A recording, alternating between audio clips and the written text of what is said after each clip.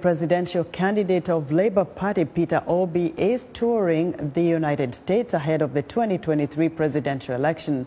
Nigerians vote on February 25th to choose a new leader.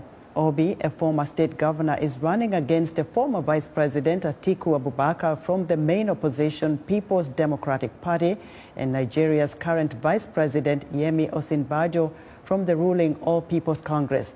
VOA correspondent and host of Straight Talk Africa, Hedy Adams, caught up with Obi via Skype and asked him how he is countering the APC and the PDP, which are more established parties with veteran candidates.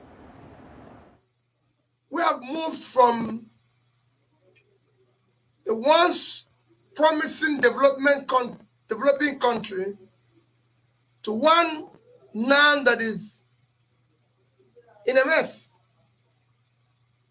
We now have the highest number of people living in poverty in the world as a nation. We now have the highest out of school children in the world. We now have the highest infant mortality, even higher than India, that is 1.4 billion. We now have the highest drug prevalence among youths. We have the highest unemployment. It is the two parties you mentioned that brought us here. So election 2023 will not be about tribe. It will not be about religion. It will not be about entitlement.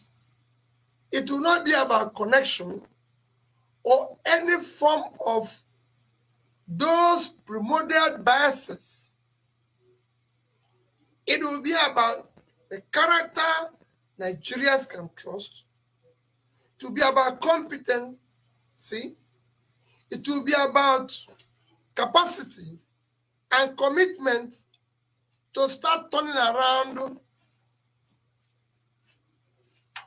the Nigerian situation. Nigeria has long battled with corruption and impunity among its security agencies.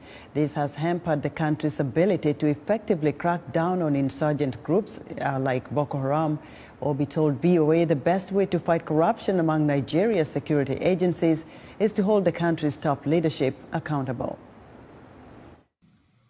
It's not only within the security agencies. It's all over the place. So you have to tackle it simultaneously. If the leadership, the politicians are not corrupt, security agencies won't be. So what we need is to start the process of cleaning up the entire system of corruption. And that said, cleaning up or reversing the corruption, again, can be dealt with decisively if the leader is not himself corrupt, members of his family and those around him are not.